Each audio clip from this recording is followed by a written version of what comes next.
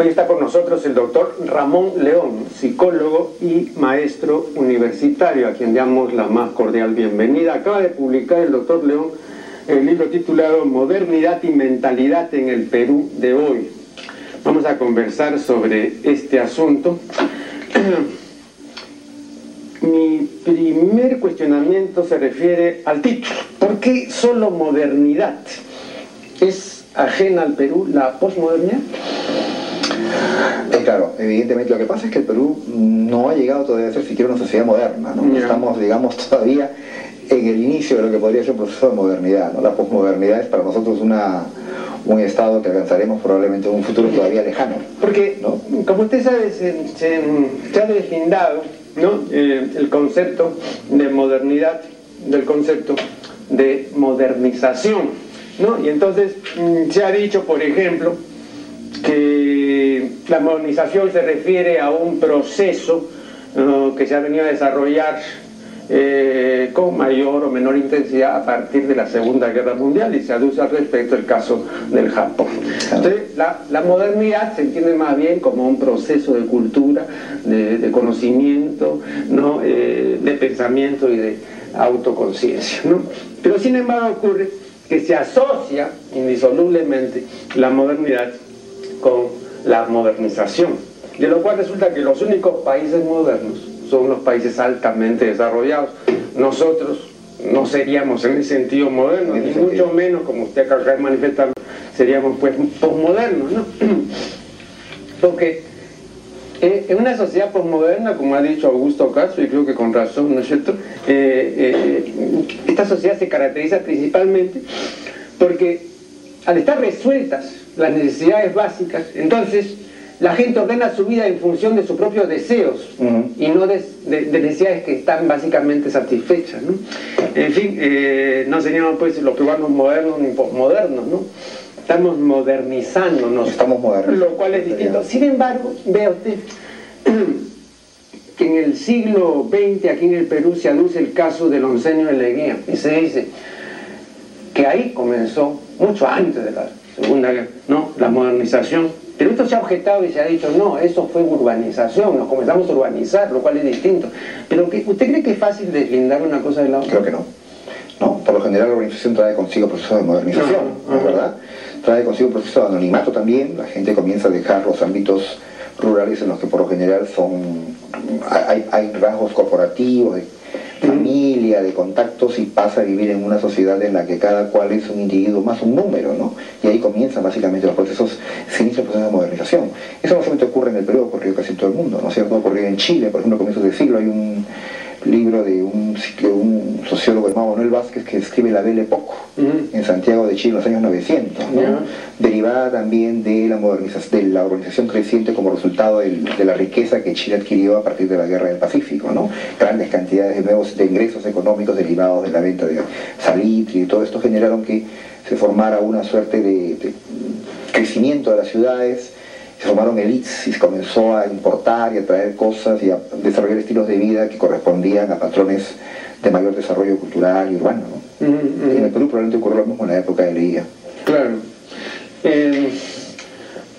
Ahora yo me he preguntado qué ha ocurrido en el mundo en los últimos, para no hacer una retrospectiva no considerable, simplemente qué ha ocurrido en general en los últimos 55 años y particularmente en los últimos 35 años.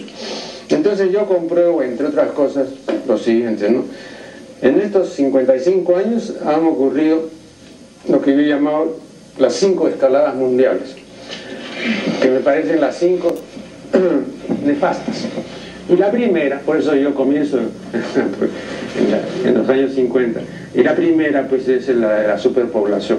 Ya entonces recuerdo que Sir Julian Huxley, cuando era director de UNESCOR, investigó sobre el peligro de una superpoblación, pero no le hicieron caso y dijeron el mundo es ancho y ajeno, no pasa nada, ¿no? Bueno, eso fue a principios de los años 50. Pero luego simplemente remontémonos 35 años. Entonces, 1970 para adelante son 35 años.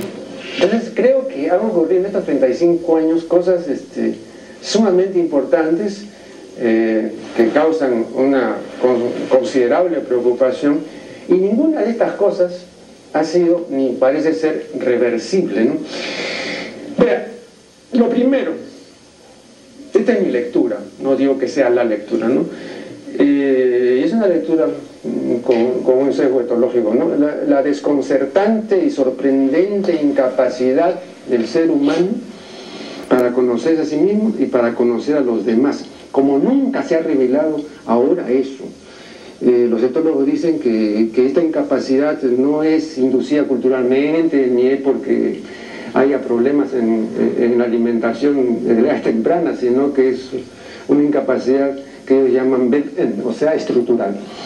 Bueno, eso primero se puede discutir, ¿no? Y luego, otra cosa que a mí me sorprende mucho, y que lo he visto clarísimamente en estos últimos 35 años, se ha revelado la gran vulnerabilidad del ser humano. Las drogas y los vicios lo esclavizan fácilmente, y los virus, que constituyen una forma rarísima de vida, ¿no? Bueno, los científicos todavía siguen discutiendo pues si son seres vivos los virus. No, los virus han puesto de rodillas al ser humano, ¿no? Vea, hoy la ciencia distingue 10 clases de vida. La primera clase es la vida inteligente, ahí está el ser humano, y la última clase es la vida molecular. La penúltima es la vida viral simple, y la antepenúltima es la vida viral compleja. Entonces resulta que las vidas, o las formas de vidas que están pues en los arrabales de la existencia, en la barriada de la existencia, han puesto de rodillas al mal llamado rey de la creación, que ha revelado así, ¿no? Que es un ser, para usar un término de la jerga médica, lábil, o sea, frágil y débil. No, yo no creía, porque es un ser que tiene una evolución pues muy corta, muy breve, ¿no? Entonces, acá sería pues muy fácil echarle la culpa a las instituciones, a los malos gobernantes, una serie, pero acá yo voy un poco más allá y creo que debemos fijarnos en este proceso que me parece que es involutivo, digamos, con un sistema inmunitario precario, ¿no es cierto?, que no ha podido enfrentar esto que estamos viendo que no puede enfrentar, ¿no? ¿Cuáles son sus lecturas al respecto? Con respecto a lo primero, lo del crecimiento de la población, este es un proceso que continúa en los países subdesarrollados, ¿no? Pero que se ha revertido en gran medida en los países desarrollados. Paul Kennedy tiene un libro el famoso historiador norteamericano, tiene un libro que se titula algo así como Una visión del siglo XXI, escrito en las vísperas del inicio del siglo XXI, donde él decía que hoy día en algunos países europeos, sobre todo en Europa Central, Suiza, Austria, Alemania, Dinamarca, estos pueblos están volviendo suicidio, ¿no? Están dejando de crecer, están inclusive disminuyendo en población, o sea, tienen una tasa de crecimiento poblacional negativa, muere más gente que la que nace, ¿no? Y eso está obligando a estas naciones a repensar una serie de cosas, por ejemplo, el futuro de la vejez, ¿no? La gente vive mucho más tiempo, y cómo se va a cumplir el contrato social, cómo va a ser esta generación de gente joven para pagar las pensiones de los ancianos, cómo se va a mantener el estilo de vida tan excelente o tan rico o tan bien dotado si no hay personas que trabajen para eso, ¿no? Eso tal vez explica por qué es que algunas naciones han iniciado programas de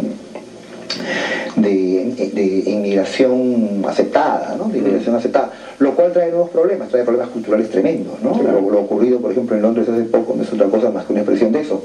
Personas del mundo musulmán que han nacido que son hijos de musulmanes que han emigrado hace montones de años a Londres, que viven en Londres, que están perfectamente integradas supuestamente a la sociedad londinense, pero que lamentablemente en algún momento hacen explosiones como estas, ¿no? O cosas menos ocurridas.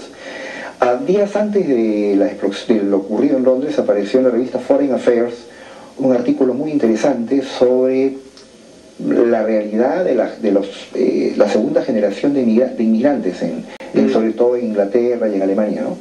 Esos procesos de incorporación, de asimilación, parecen ser procesos superficiales, no debidamente trabajados. Solamente en el plano superficial la gente está adaptada y está integrada a la sociedad londinense o a la sociedad alemana, pero en el fondo lamentablemente se conservan algunas costumbres que están en contradicción con las sociedades en las que viven.